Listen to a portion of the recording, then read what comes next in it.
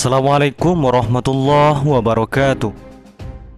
Lembaran sejarah Indonesia tergores pengalaman yang amat mengerikan dengan komunisme melalui Partai Komunis Indonesia atau PKI. Aksi kekejaman PKI menciptakan pertikaian umat Islam di Indonesia. Pada tanggal 18 September 1948, 3 letusan senjata ditandai sebagai isyarat dimulainya pemberontakan bersenjata PKI, yang mana dikenal dengan Madiun Affair. Peristiwa inilah kudeta secara terang-terangan terhadap Indonesia, yang baru saja berusia 3 tahun merdeka dan baru juga menderita gara-gara serangan militer Belanda pada tahun sebelumnya. Betapa lemahnya Indonesia kala itu. Itulah gambaran yang rata-rata muncul dari kesaksian orang-orang yang mengalami detik-detik peristiwa 18 September 1948 tatkala kudeta PKI diproklamasikan di Madiun.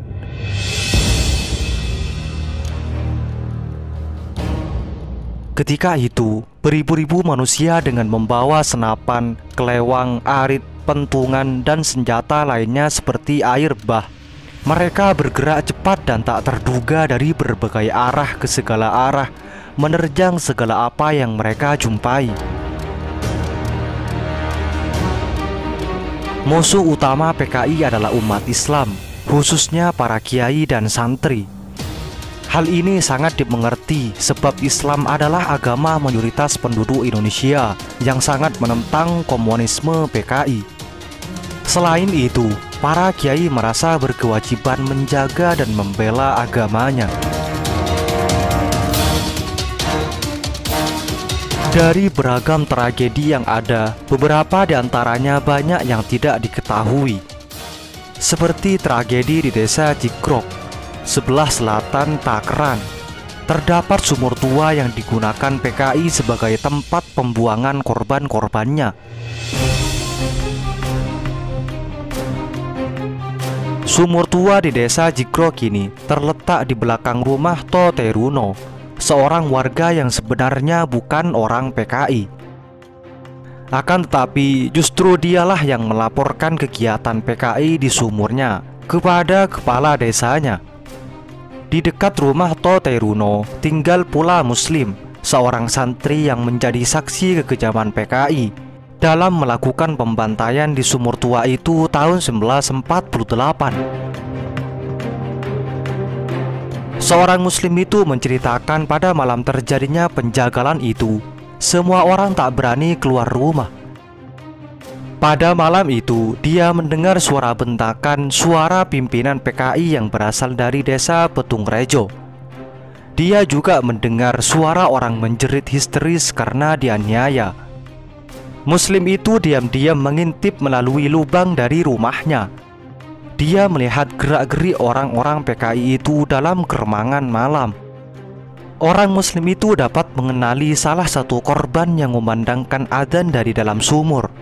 Suara itu menurutnya adalah suara Kiai Haji Imam Sofwan dari pesantren Kebonsari.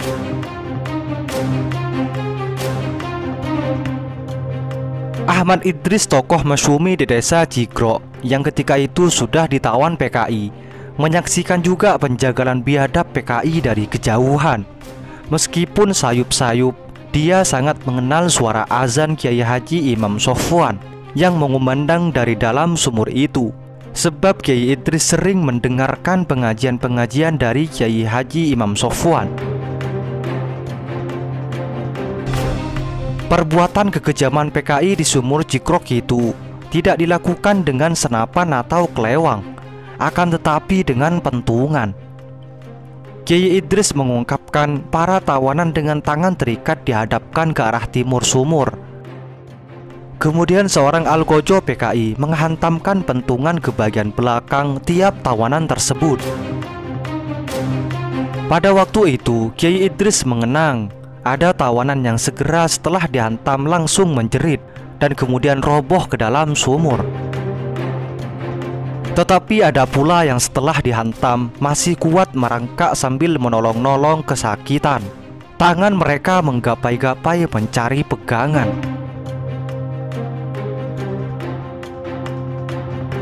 Melihat para korban merangkak seperti itu, orang-orang PKI kemudian menyeret begitu saja dan memasukkan mereka hidup-hidup ke dalam sumur.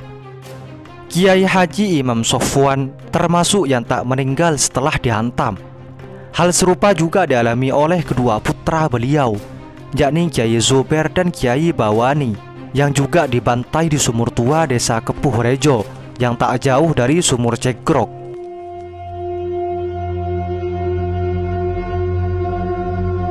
Orang-orang PKI yang melihat bahwa ternyata ada korban yang masih hidup di dalam sumur sama sekali tak peduli. Mereka lantas langsung menimbuhi sumur tersebut dengan jerami, batu, dan tanah. Karena itu, ada pernyataan yang menyebutkan bahwa korban pemberontakan kekejaman PKI tahun 1948 itu sebenarnya sudah dikubur hidup-hidup.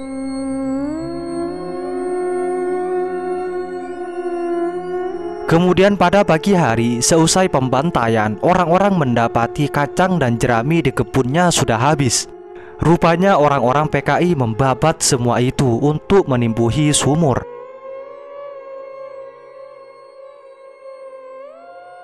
Di dalam lubang pembantaian Cikrok itu, paling sedikit berjumlah 22 orang. Di antaranya para korban itu ada Kiai Haji Imam Sofwan, Hadi Ad-Daba, dan Imam Faham. Adi Ad-Daba sendiri adalah guru dari Mesir yang ditugaskan mengajar di pesantren Takeran. Sementara Imam Faham adalah santrinya Kiai Haji Imam Mursyid yang ikut menggiring Kiai Haji Imam Mursyid ketika dibawa mobil PKI. Tetapi rupanya di tengah jalan, Kiai dan pengawalnya itu dipisah. Imam Faham diturunkan di tengah jalan dan akhirnya ditemukan di dalam lubang pembantaian Cikrok. Itulah sejarah yang pernah terjadi. Semoga bermanfaat. Assalamualaikum warahmatullahi wabarakatuh.